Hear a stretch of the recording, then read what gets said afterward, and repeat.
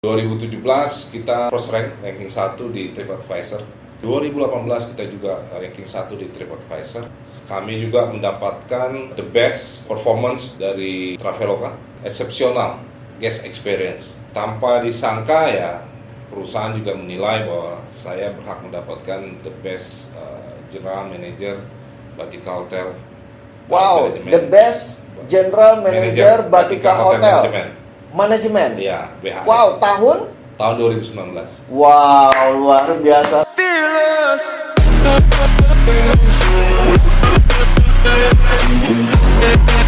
Hai semuanya, selamat datang kembali ke YouTube channel Dr. Rizali Putra. Kali ini kita akan sharing motivasi dengan tokoh inspiratif yang bernama Bapak Sumargo. Beliau merupakan GM Batika Hotel. Tentunya semua dari kita selalu berpikir bahwa pencapaian yang maksimal tidak didapati dari proses yang luar biasa. Ternyata semua pencapaian yang kita miliki di dalam kehidupan ini penuh dengan proses yang harus kita jalani dengan ketekunan dan penuh kesabaran. Ingin tahu kisah inspiratifnya? Tonton video ini sampai habis.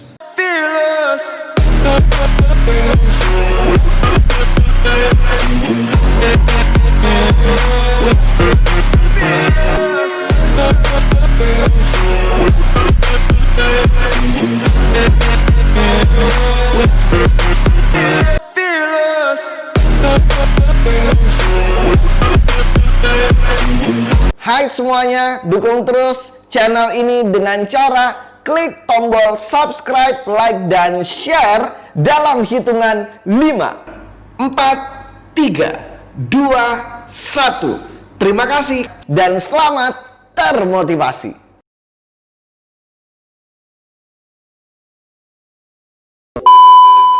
Hai semuanya, kembali lagi bersama saya Dr. Rizali Putra. Kali ini saya sudah bersama dengan tokoh inspiratif kita kali ini. Beliau adalah Bapak Sumargo. Wow, luar biasa sekali. Apa kabar? Alhamdulillah baik. Saya pengennya manggilnya Bang Margo, boleh ya? Boleh. Biar santai ya. Boleh. Oke. Beliau ini merupakan tokoh sukses yang menginspirasi banyak orang. Boleh diceritakan sedikit masa kecilnya Bang Margo? Boleh, saya dari 7 bersaudara. Saya paling bontot. Orang tua saya PNS, pegawai negeri sipil. Ibu saya ibu rumah tangga. Jadi masa kecil itu cukup berat. Kami tinggal di Tanjung Priok 96, 97, terus kemudian 98 terjadi krismon. Ya. Waktu terjadi krismon 98 ini dampaknya luar biasa ke dunia. Kena PHK? Tersebut. Saya nggak kena PHK, tapi no business. No business. No business. No business, no money. No money. Akhirnya mau tidak mau Betul. harus melihat opportunity yang lain. Wow. Itu akhirnya saya melihat peluang lain dan yang masih bagus. Ya. Itu peluang besar ada di Pulau Batam. Di Pulau Batam. Betul. Pulau Batam kecil tapi karena banyak sekali turis berdatangan dari Singapura, dari Malaysia ya. Betul. Oke, waktu itu Bang Margo langsung masuk ke hotel. Iya. Jadi merantau ke Batam. Ya. Terus apply langsung masuk hotel. Oke, tapi nggak langsung jadi manajer dong ya, seperti saat ini ya. Waktu itu mau mulai karirnya sebagai apa, Bang? Saya memulai karir dari Jakarta itu sebagai steward, hanya bekerja di kitchen. Itu ada namanya staff steward. Itu kalau boleh kita sebut lagi, dia staff yang cuci piring, perlengkapan dapur. Wow. Nah, terus kemudian saya meningkat lagi ke naik menjadi waiter. Oke, wait. Saya pengen stop sebentar di bagian cuci piringnya nih. Yeah. Ini kayak menarik, karena kan kebanyakan dari kita itu nggak mau diproses. Nah, apa yang ada di pikiran Bang Margo ketika Bang Margo ditempatkan sebagai tukang cuci piring? Ini ada kisah menarik. Nah, ini nih yang perlu kita bahas ini.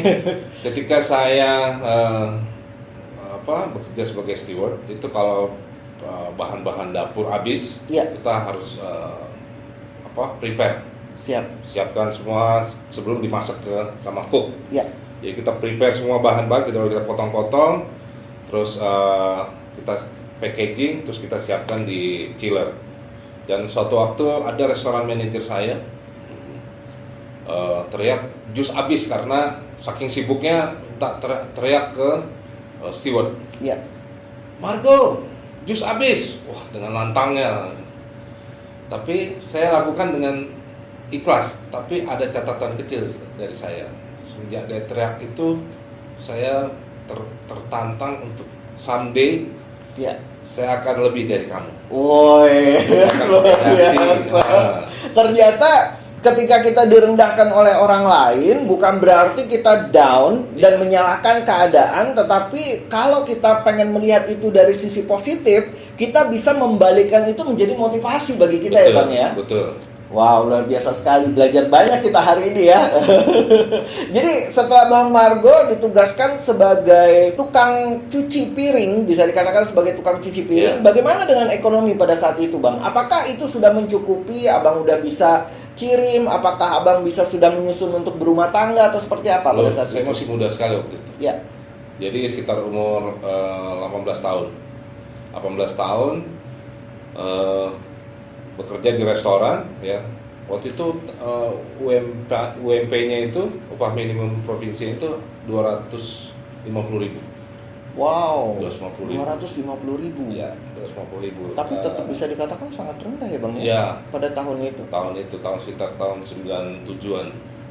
Wow. Jadi ketika saya bekerja di situ, terus saya yakin someday akan seperti dia, saya akan pakai dasi seperti dia, saya akan pakai black jacket seperti dia. Dan itu terbukti beberapa tahun kemudian. Luar biasa, kasih tepuk tangan dong. Luar biasa. Jadi dulu patokan Abang itu orang sukses itu pakai dasi, pakai jas ya. Iya. Patokannya dulu ya. Dulu kayak itu. Luar biasa. Jadi pokoknya suatu hari ketika waktu itu Abang lagi direndahkan, Bang Margo berpikir bahwa one day aku akan menjadi orang ini, mungkin berada di posisi di atasnya dia dengan menggunakan jas yang dia gunakan dan jasi yang dia gunakan pada saat itu ya. Luar biasa. Nah, berarti setelah itu kan cerita sebelum pindah ke Batam ya Bang ya? Iya. Ya, setelah itu Abang pindah ke Batam. Di Batam seperti apa Bang kisahnya nih di Batam nih? Wah, kalau kita boleh biasa. ketahui. Berat sekali Batam itu. Berat ya? Ya, ketika merantau, pikir merantau itu mudah ya. Ternyata berat. Saya sampai merasakan nggak punya uang, nggak punya sedih lah pokoknya. Karena kembali pun kita nggak ada rumah di sana. Betul, ya Bang ya, kita ngekos ya. Ketika Ramadan saya nggak punya uang untuk berbuka puasa, saya buka di masjid. Ya Allah.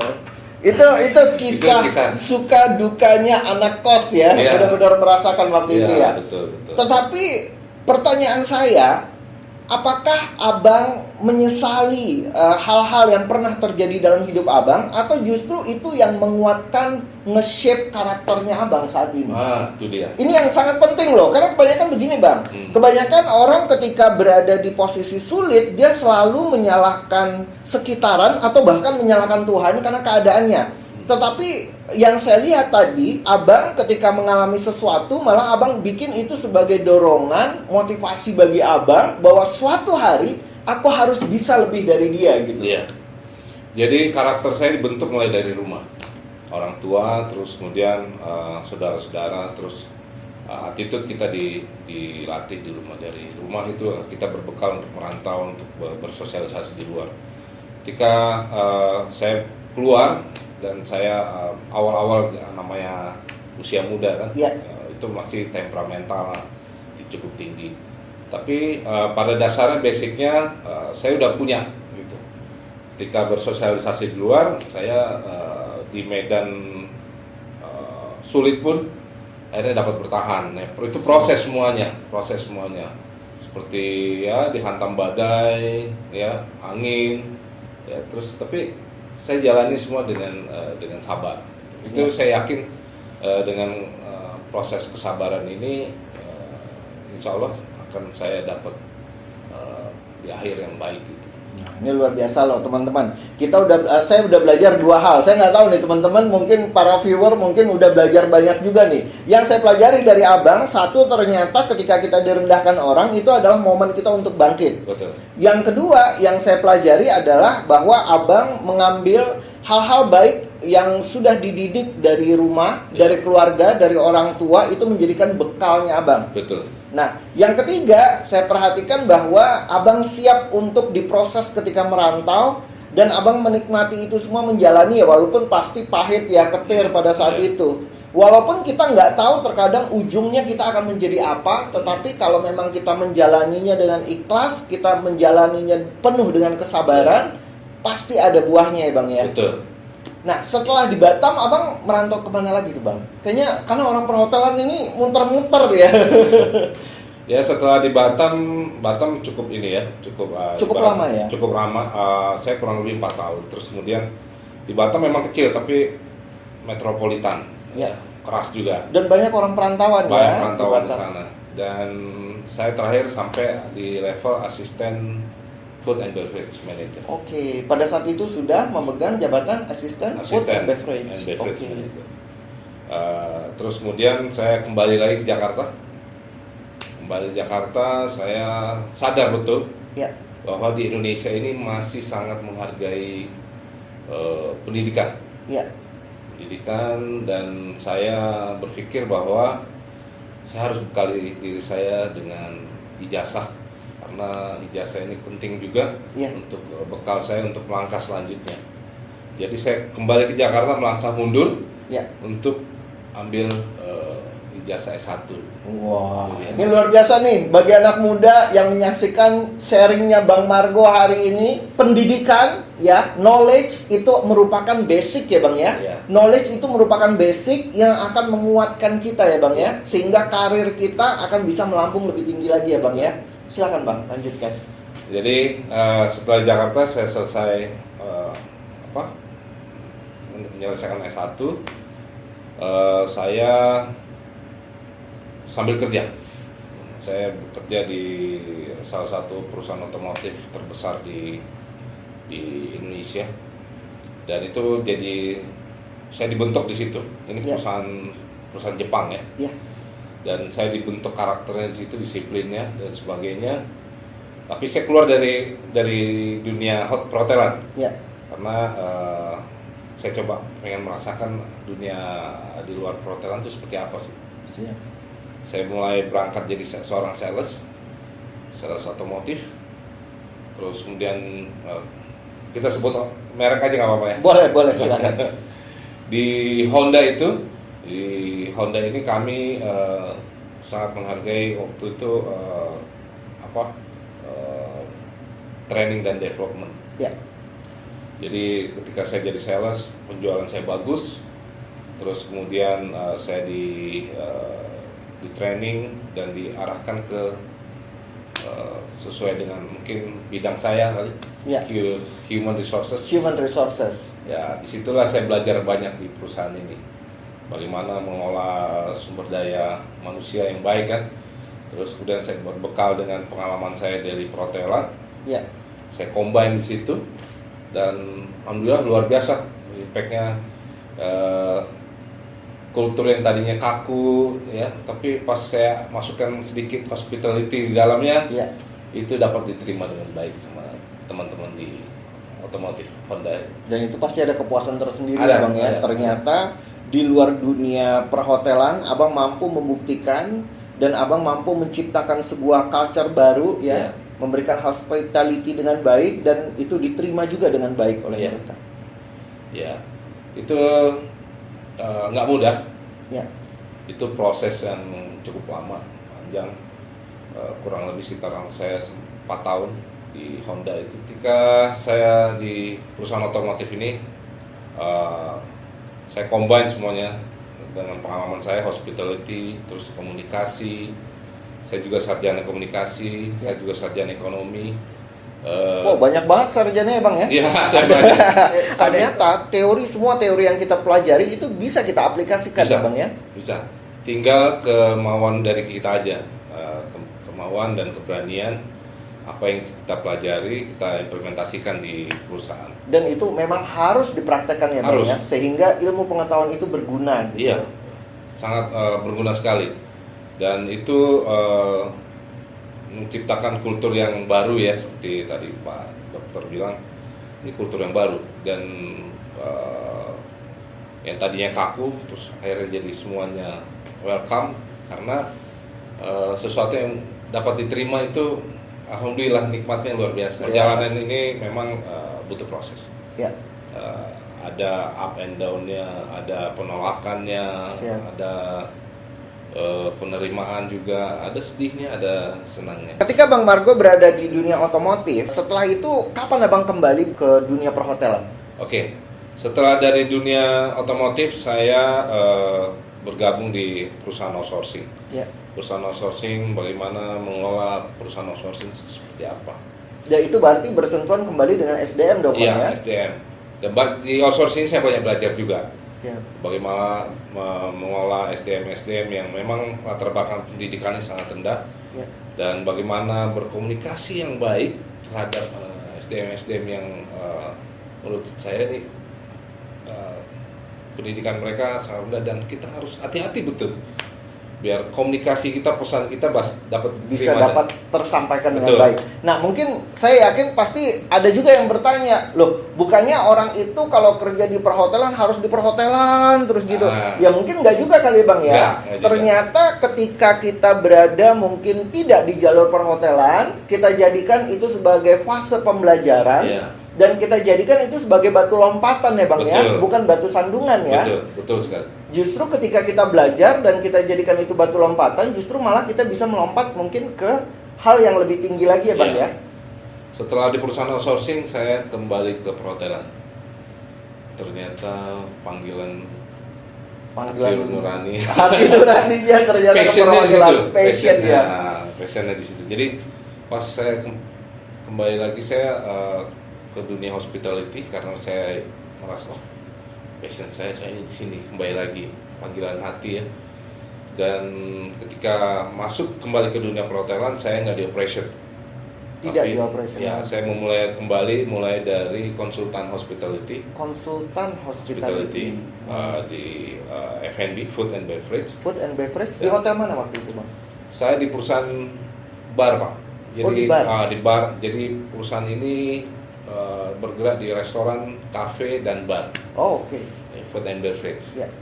Dan setelah jadi konsultan, saya ada tertarik lagi untuk bergabung di hotel. Hotel itu di mana hotel pertama? Hotel saya bergabung di Traveler Group. Traveler Group ini dia perusahaan core group. Core Group. Iya. Oke. Nah, itu bergerak di bidang perhotelan. Dan waktu itu Pak Margo udah menjabat sebagai jabatan apa? Langsung ke manajemen? Langsung ke manajemen. Manajemen dong ya. HR ya. HR. Berarti jadi head manager ya. Head manager HR ya, di HR. Wow, luar biasa. Ternyata segala sesuatu itu memang perlu proses kalau kita nikmatin, dan Pak Margo waktu itu sudah keluar dari jalur perhotelan, tetapi Bapak manfaatkan momen itu sebagai momen pembelajaran, dan ketika Bapak kembali lagi ke jalur ke lainnya di perhotelan, Bapak bisa melompat langsung ke manajemen. Dan mungkin pengalaman-pengalaman yang Bapak ada yang ketika Bapak menghadapi banyak berbagai macam corak culture dan budaya kerja di luar sana, itu Bapak bisa adopt dan Bapak bawa ke dunia perhotelan ya Pak ya? Betul sekali. Ketika Pak Margo bekerja, berarti Bapak bekerja di core, dan berapa lama waktu itu Bapak akhirnya prosesnya ke level GM? Apakah Batika Hotel ini adalah hotel yang pertama Bapak bekerja sebagai GM? Atau sebelumnya dulu pernah juga sebagai GM di hotel yang lain? Baik, saya kalau kerja banyak banget ya pertanyaan saya. Lanjut Bang Margo. Saya kalau kerja sebenarnya lama-lama ya. Paling minim 2 tahun, 2 tahun paling minim, 4 tahun, 5 tahun. Dan proses saya dari seorang HOD, Head of Department, masuk ke GM itu lumayan ya, proses setelah berganti-ganti properti, berganti operator hotel atau perusahaan lain, itu terakhir saya masuk ke Batika. Terakhir masuk Batika ya? Ke Batika hingga sekarang ini. Ya. Nah, pertanyaannya, ini ada pertanyaan. Saya juga ada pertanyaan. Apakah waktu itu Bapak memang mentargetkan ingin menjadi GM di sebuah hotel? Atau Bapak memang let it flow, atau Bapak memang sudah kayak susun plan, atau seperti apa?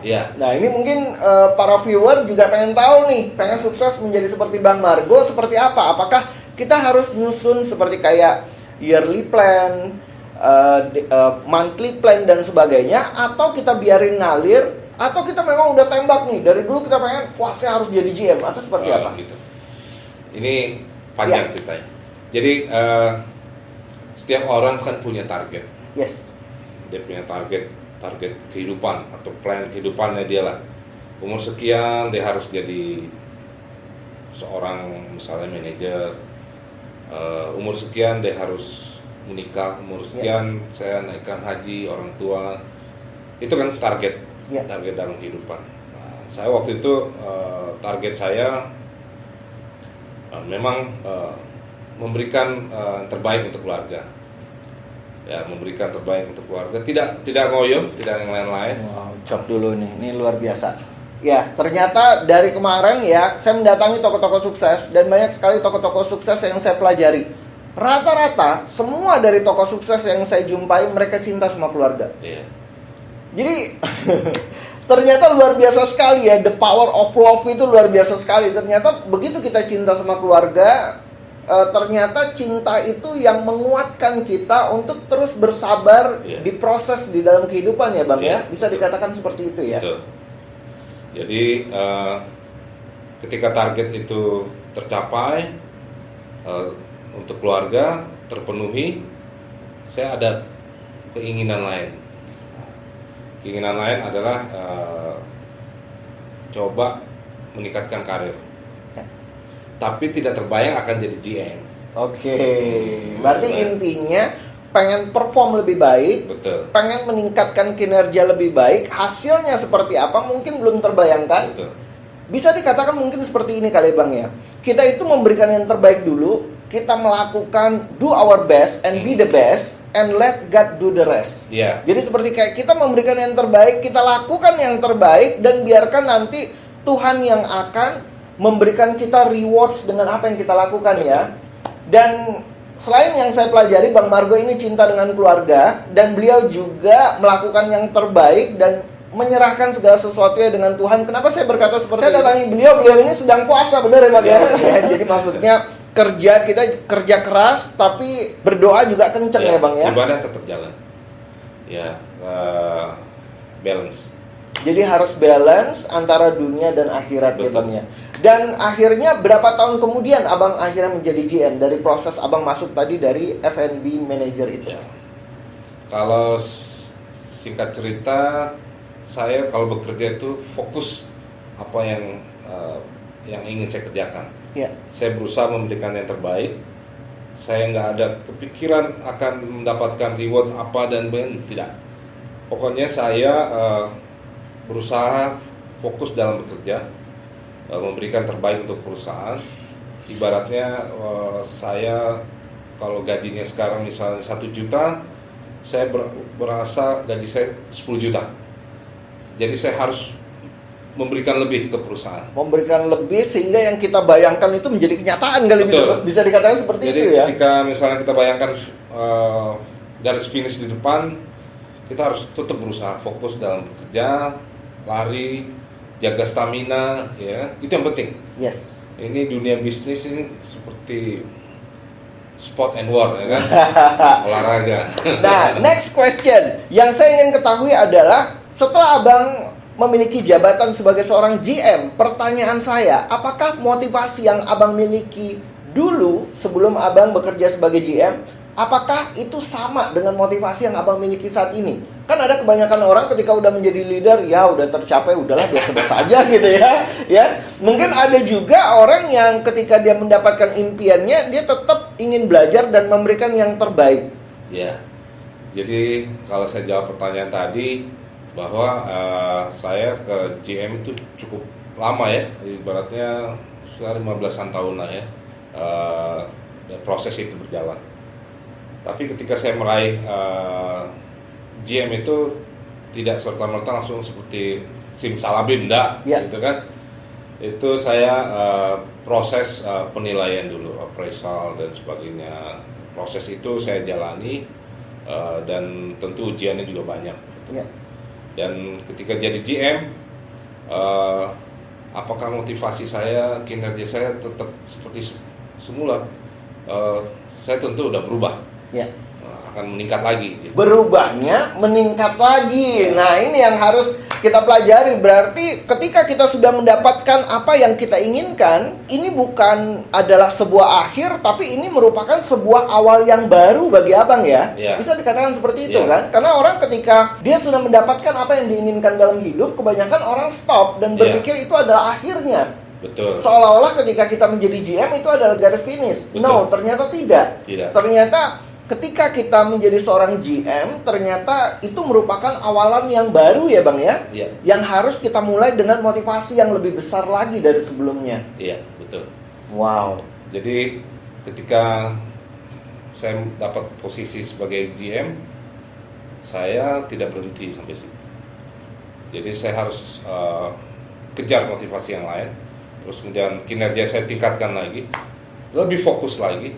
Karena ketika menjadi GM itu bukan hanya mengawasi operasional hari demi hari, tapi juga memastikan tim bekerja sesuai dengan standar SOP yang sudah ditetapkan oleh perusahaan.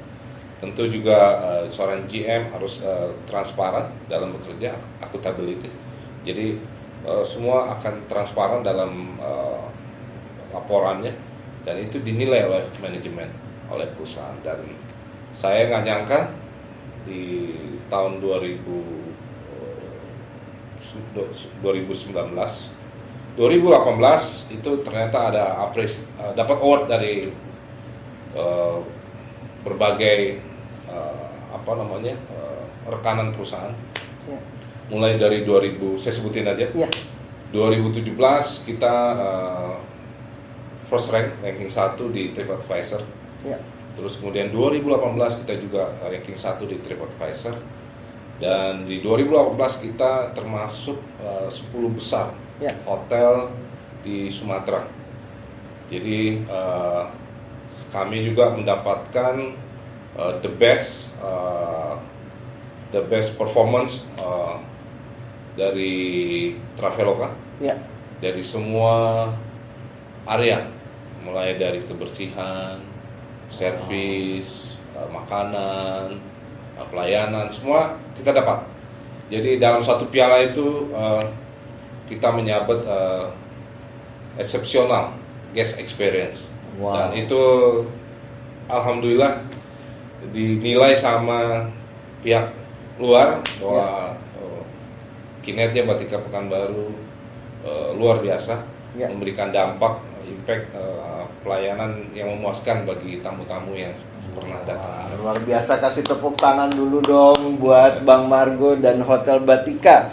Ini luar biasa sekali loh Bang, karena kita dari tadi sampai sekarang kita belajar banyak banget ya dari seorang yang bernama Bapak Sumargo, GM Batika Hotel Pekanbaru. Pesan motivasi yang bisa Abang berikan bagi para viewer nih Bang. Oke, saya ketika bekerja memang fokus, jadi tidak berharap akan mendapatkan reward dan sebagainya. Yang pasti saya selalu memberikan yang terbaik. Ya. Terus tanpa disangka ya perusahaan juga menilai bahwa saya berhak mendapatkan the best general manager Batika Hotel. Wow, Management. the best general manager Batika Hotel Manajemen. Manajemen. Iya, BHM. Wow, tahun? Tahun 2019. Wow, luar biasa sekali, the best GM Batika Hotel Management Betul. pada tahun 2019. Iya, dari 7 hotel. Wait. Seseorang yang mengawali karir benar-benar dari bawah, mohon maaf, seorang tukang cuci piring, Iya. mampu menjadi the best GM Batika pada tahun 2019. Iya. Wow, amazing. Ada lagi Bang, mungkin pesan terakhir. Wah, ini banyak banget saya mintanya ya pesan terakhir ya, dari tadi gak habis-habis. Sekali lagi Bang, terakhir, moto kehidupan Abang yang bisa kita ketahui hari ini apa Bang? Oke, sedikit melankolis, Gak apa-apa Bang. tapi bisa memberikan motivasi. Ya, Jadi kita harus cinta dulu sama keluarga. siap. Orang tua, kalau masih ada orang tua, Ya, minta doanya sama orang tua. Doa orang tua itu apalagi ibu, wah Ya. itu dahsyat sekali. luar biasa ya Bang. Ya, saya pokoknya nggak minta apa-apa sama ibu saya cukup minta doa ibu sehat. Terus kemudian minta doa ya. Wow. Terus kemudian keluarga, anak, istri, Ya. itu juga penting. Yes. Terus kemudian ketika itu sudah kita dapat dukungan dari keluarga, ketika kita melangkah keluar, itu luar biasa. Itu motivasinya luar biasa ya, Ya. Bang ya. Ketika kita melangkah keluar, beraktivitas, fokus dalam bekerja, tanpa berharap akan dapat pamrih, award apapun, Ya. memberikan yang terbaik untuk perusahaan ataupun lingkungan sekitarnya. Insya Allah Wow. semua itu akan berdampak pada di ujung jalan nanti, ya kan? Seperti saya merasakan bahwa award penghargaan itu saya dapat dalam perjalanan saya, satu demi satu, dari kanan, dari kiri. Orang melihat itu. Jadi tanpa saya harus berharap terlalu banyak, tapi saya fokus saja memberikan terbaik. Insya Allah rezekinya akan ada. Oke, luar biasa sekali. Ini luar biasa sekali, kita mendapatkan banyak sekali pencerahan dari tokoh inspiratif yang memberikan sharing motivasi kepada kita hari ini. Luar biasa sekali. Ini adalah kisah yang sangat inspiratif. Seseorang yang mengawali karirnya benar-benar dari bawah, from basic, menjadi seorang tukang cuci piring. Tetapi beliau berhasil dengan mengutamakan cinta kasih kepada keluarga, kepada ibunda tercinta, dengan istri dan anak-anak. Dan beliau melakukan dan memberikan yang terbaik. Dan akhirnya beliau dimampukan untuk menjadi seorang general manager terbaik Batika Hotel Management pada tahun 2019. Terus raih impian Anda dan jangan pernah menyerah. Teruslah berusaha dan berdoa. Tentunya saya dengan Bapak Sumargo mendoakan Anda semuanya untuk dapat mencapai impian Anda dan menggapai seluruh mimpi-mimpi Anda di dalam kehidupan ini. Terus alami perubahan bersama-sama dengan saya, Dr. Rizali Putra, karena saya yakin Anda bisa, saya bisa, karena kita semua pasti bisa. Terima kasih dan selamat termotivasi. Hormat saya, Dr. Rizaldi Putra. Fearless.